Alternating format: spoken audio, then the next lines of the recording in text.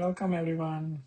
In this video, I am going to share exactly how I prepared for the OET medicine exam, covering the speaking and writing subtest.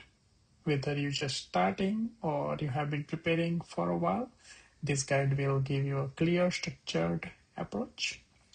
Let's dive in.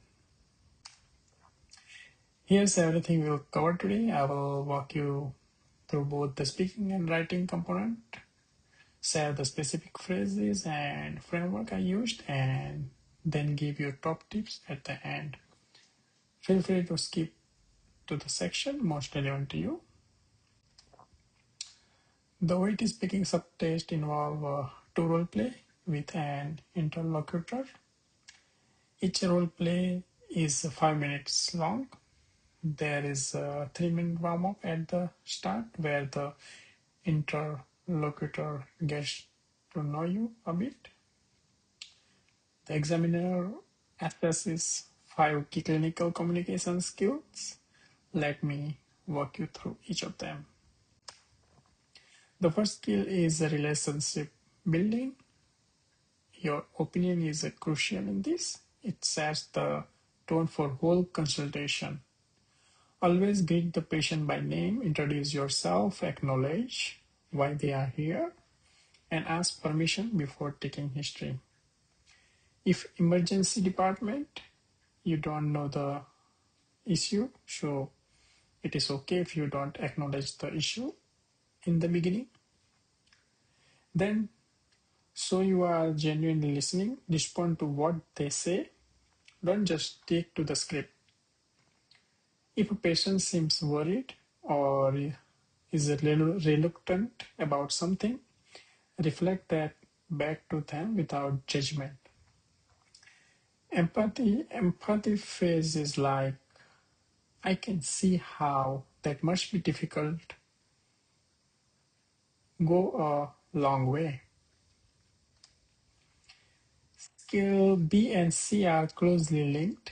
For patient's perspective, always explore what the patient thinks is going on and pick up on any cues they give, verbal or emotional. If they seem hesitant, name it. For information gathering, the golden rule is to start with open questions and gradually close down. Never interrupt the patient when they are talking, and avoid asking two questions at once. The examiner will mark you down for that. Providing structure is about making the patient feel guided and not lost during the consultation. Signal every transition clearly, don't just jump to new topic. For information giving, first check what the patient already knows, then build on that. Always pause between chunks of information to let it sink in. And always end with, is there anything else I can help you with? It is a simple phrase, but it scores you very high. These are the core phrases, categories you need to master for speaking. When I was preparing, I printed this out and practiced them every single day. Explaining phrases help you break down medical concepts simply. Instructing phrases are used when giving advice. Not that it's very important that you is a crucial instruction. Suggesting is a softer. Use this phrase when presenting options. And reassuring phrases are essential when patient is anxious. Here's exactly how I structured my speaking practice. The warm-up is important. Use that time to get comfortable, not to rehearse your answers. For each role play, you get 3 minutes of preparation time. Read the card carefully and ask if anything is unclear. My biggest tip was I practiced it with ChatGPT as I did not have a colleague to practice with. I used it every day to simulate patient. It's incredibly flexible and gives you feedback on both your medical English and your clinical communication skills. Sorry.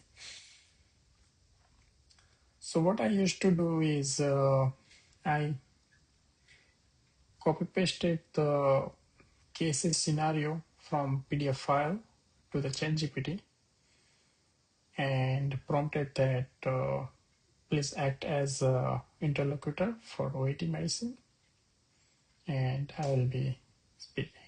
And that way, I used to practice with ChatGPT. There are a few special situations you need to prepare for.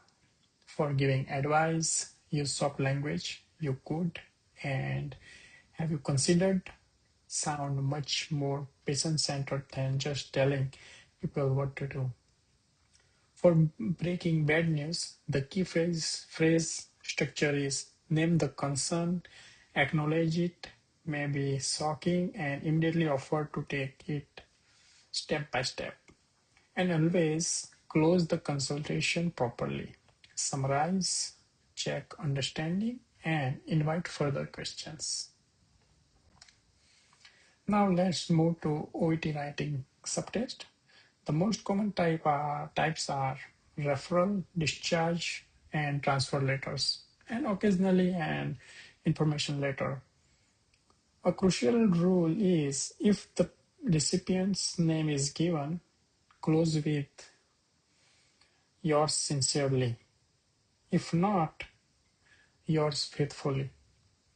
Many candidates get this wrong. And one tip I would like to give is practice, practice, and practice. This is a structure you need to follow for every OET letters.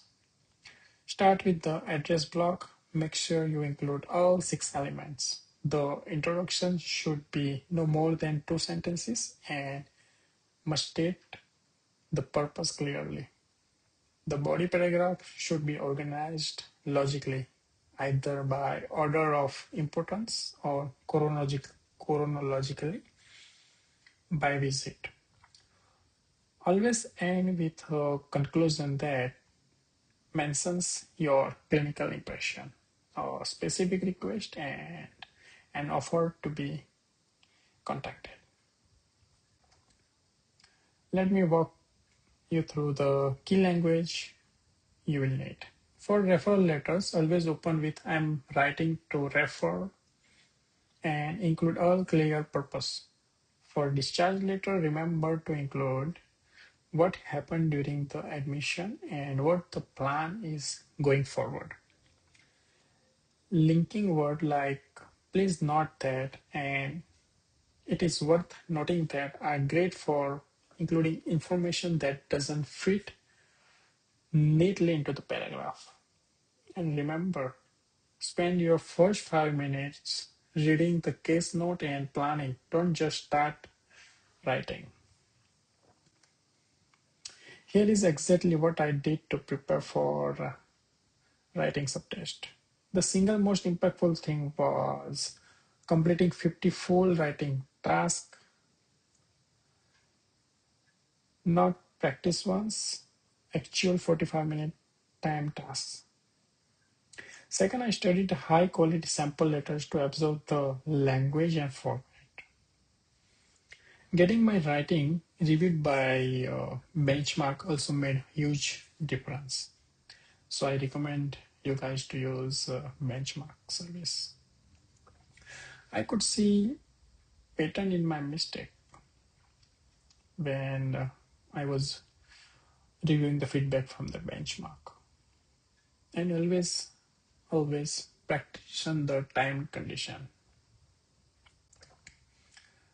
These are my top 5 tips distilled from my entire OET preparation journey. Number 1, practice speaking daily with ChatGPT. It's the most flexible and accessible practice partner available.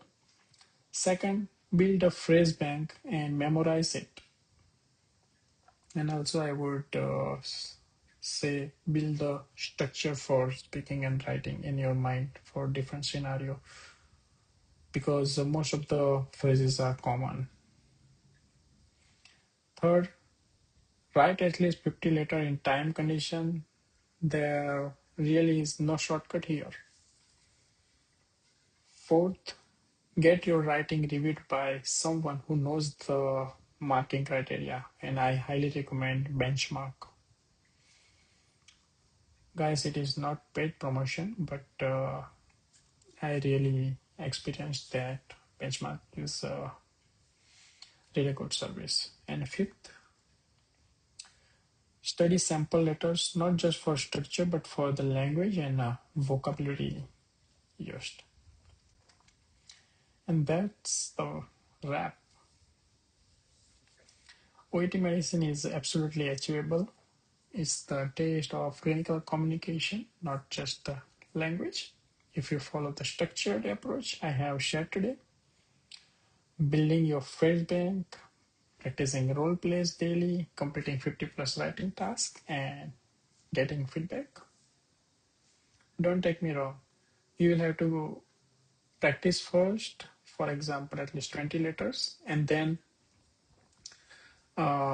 write later, and you can send to the benchmark. But don't just send very first few letters, otherwise you will have lots of mistake. Firstly, practice by yourself at least 10-20 letters, and then send to the benchmark. If this video helped you, please give it a like, subscribe for more OET content. Drop any questions in the comment below and I will do my best to answer. Good luck with your preparation. You got this. Thank you.